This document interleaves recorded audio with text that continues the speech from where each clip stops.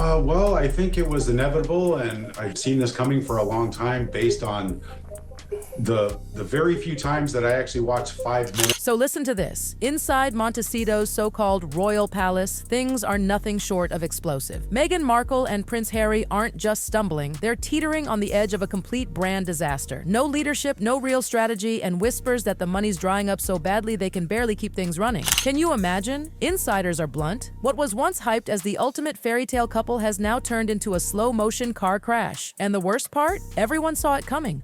And come to you in a second, Lady C. Tom, what do you think financially for Harry and Meghan? As I just said, I think everybody knows they're at best low-level millionaires. But here's the kicker. Harry and Meghan don't even seem to notice. Meghan's passion project with Love Meghan, supposed to be this big deal, right? Yet Netflix hasn't lifted a finger to promote it. No teasers, no trailers, nothing. Total silence. And that's shocking because Netflix can turn the dullest show into a trending hit. But if they're refusing to hype Meghan's work, that screams volumes. Insiders say Netflix has basically cut the funding. And Meghan, she's drowning in the chaos because she can't even handle basic organization. She's built her whole empire around herself, but with no structure, it's falling apart before her eyes. Serious financial problems for them, isn't it? I think the writing is on the wall on this one. I think the world sees this exactly the same. They're living this extravagant lifestyle. And let's be real.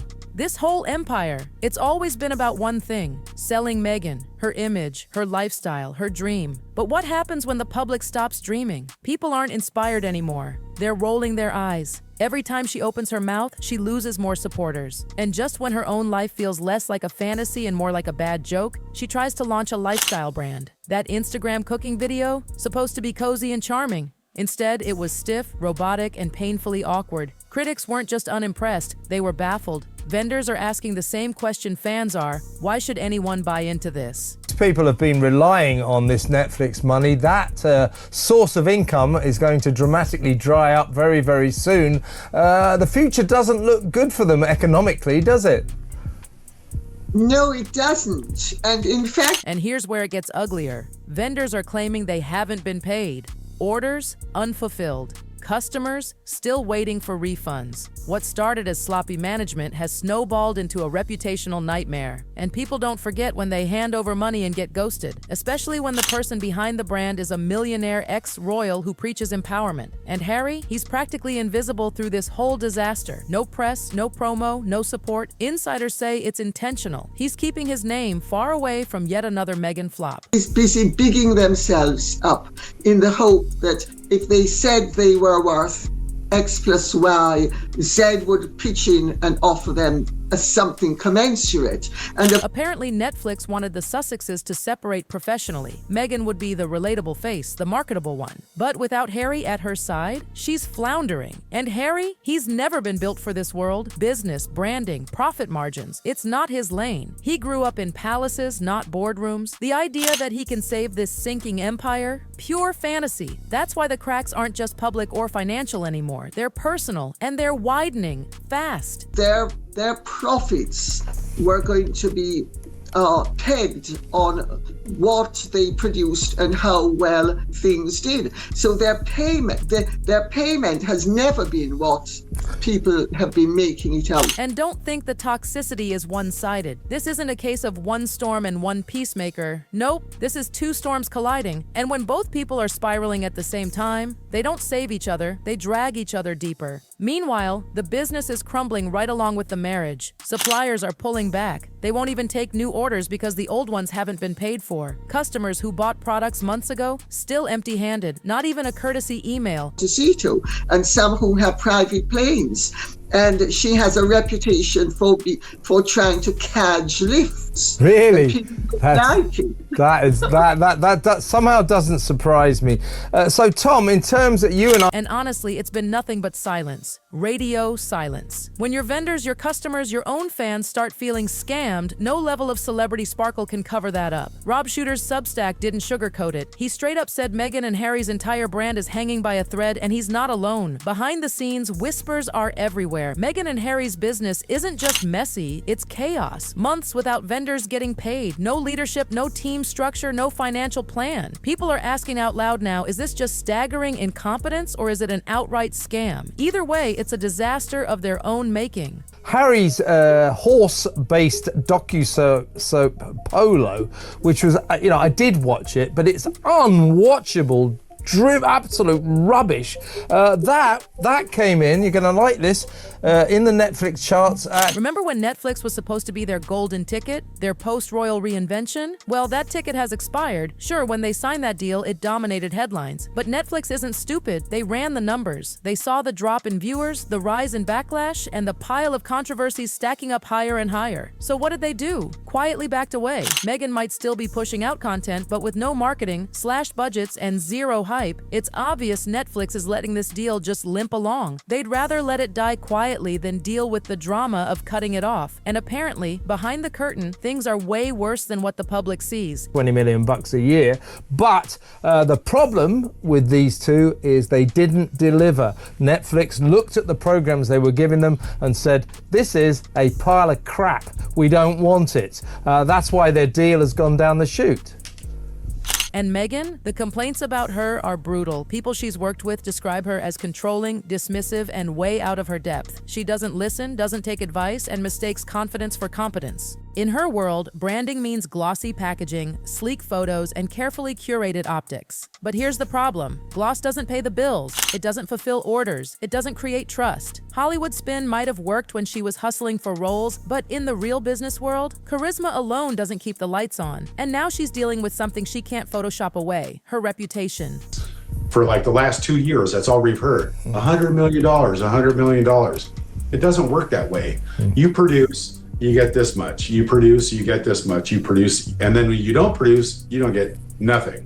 For years, Meghan positioned herself as the misunderstood underdog, the brave truth-teller who stood up to the crown. But that story, it's wearing paper thin. The public is over it. From her messy fallout with her own family to the ex-staffers who quit in droves, the goodwill has dried up. Sympathy is gone. Even her die-hard fans are questioning things. Because ambition is one thing, but throwing everyone under the bus to climb higher, that leaves a bitter taste. Pretend she was richer and wealthier and a woman of more status than she actually was. Hold on, Kevin. Correct me if I'm wrong now. We all know Meghan boasted about being... And it shows. Meghan keeps aiming for aspirational, but she lands flat, somewhere between bitter and out of touch. That cooking video, supposed to be fun and charming. Instead, it was stiff, awkward, almost joyless. No warmth, no spark, just a woman going through the motions. And it didn't sell a thing. Not food, not lifestyle, not even curiosity. The truth is brutal, but clear. Meghan's rise was built on image, not substance. And now that the image is cracking, there's nothing underneath to hold the empire up. And the claims go beyond unpaid vendors now. Ordinary customers, the everyday people who spent their own money, say they never got what they ordered. No products, no refunds, no follow-up, nothing. That's not just bad management anymore, that's dangerous territory. It's not just an ethical issue, it's legal. When fans start whispering that your brand is more fraud than failure, that alone is enough to sink everything. And yet, Meghan's not just battling bad press. Her public persona is making it all worse. She's alienated, defensive, and painted into a corner. Meanwhile, Harry looks like a man with no map. He drifts in and out of these disasters, but always with this sense of desperation, like he's clinging to some last shred of relevance. Harry's latest moves? Oh, they're giving desperate. His so-called private letter to Prince Philip? Somehow, it magically leaks into the press. Supposedly heartfelt, but honestly, the timing was too convenient. Right when Meghan's series was struggling for attention, here comes Harry's emotional tribute popping up in headlines. Critics couldn't help but ask, if it was really private, why did it find its way to the media? No coincidence. It looked like yet another calculated stunt to squeeze some sympathy and reconnect with the royal name, but instead of sympathy, it backfired badly. People were offended. Exploiting Prince Philip's memory, a man Harry and Meghan were accused of disrespecting during his last days, wasn't just tone deaf, it was downright offensive. The public saw through it, and instead of warming hearts, it hardened opinions against him. And just when you think they couldn't stumble any harder, along comes another PR mess. Reports suddenly circulate that Hugh Grosvenor, the Duke of Westminster, wanted both William and Harry as godfathers to his daughter. At first glance, it looked like the perfect royal healing headline, but reality check, insiders laughed it off. Hugh is tight with William, fiercely loyal. And let's be honest, Harry is considered a liability now. The idea that anyone would trust him with godfather duties after torching his own family in public? Completely absurd. The truth? William wants nothing to do with him. That bridge isn't just damaged, it's burned to ash, and not just because of the interviews or the explosive book. It's about trust. Every time Harry speaks, he lights another match. And the family bond? Gone. Even Hugh Grosvenor, who once was close to both brothers, is quietly stepping back. He doesn't want the drama. Nobody does. Meanwhile, Meghan's past isn't staying buried either. Remember all those palace staffers bound by NDAs? Well, insiders are whispering that behind those legal walls, there's a mountain of stories waiting to come out. More than 100 people could reportedly step forward with first-hand accounts of Meghan's behavior at the palace. And these aren't little grumbles about tough days. We're talking serious accusations. Mistreatment, humiliation, volatile outbursts. One story that refuses to die is Meghan allegedly berating a staffer over how something was ironed, throwing fabric back at them in anger. That's not just difficult, that's divisive. And when your brand is built on empowerment, elegance, and grace, being labeled a nightmare boss with a trail of scorched earth behind you is devastating. And then, the big elephant in the room, money. The Sussexes project wealth, but insiders insist the truth is far less glamorous. They may live like royalty, but they're not bankrolled like it. Their so-called empire requires massive funding to survive, and apparently they don't have it. That's why vendors are unpaid. That's why products aren't shipping. That's why even the simplest logistics are crumbling. This isn't just bad management, it's a cash crisis. There's no secret royal vault, no hidden war chest, just an image. An image doesn't pay invoices, it doesn't refund customers, it doesn't keep staff loyal. What's left then? A fading brand, a marriage under strain, unpaid suppliers, disappointed fans, and a growing consensus that Harry and Meghan aren't a power couple anymore. They're a cautionary tale. And unless something drastic happens soon, the ending is already being written. Not as the comeback they once promised, but as a collapse unraveling in real time. At this point, let's be real. What Meghan and Harry are facing isn't just a rough patch, it's a total unraveling. The once shiny, untouchable power couple is now looking like the ultimate cautionary tale. Their Netflix dream deal is fading into irrelevance. Their so-called lifestyle empire is collapsing under unpaid bills, and their personal relationship cracks are showing everywhere. Meghan thought she could sell the world on her image, polished, perfect, aspirational, but people are waking up. They're not enchanted anymore. They're frustrated, disillusioned, even angry. Customers want refunds, vendors want payments, fans want authenticity, and Meghan, she's giving them silence. Glossy silence. Harry, meanwhile, drifts further into the shadows, occasionally resurfacing with some ill-timed PR stunt that only makes things worse. The royal rebel narrative that once gave him sympathy now feels tired, almost pitiful. What's left? A fading image, dwindling credibility, and a public that's over it. Unless they make a radical shift, Meghan and Harry's empire won't be remembered as groundbreaking. It'll be remembered as one of the fastest celebrity implosions of modern times. And here's the twist nobody expected. Their downfall isn't being written by the tabloids. They're writing it themselves.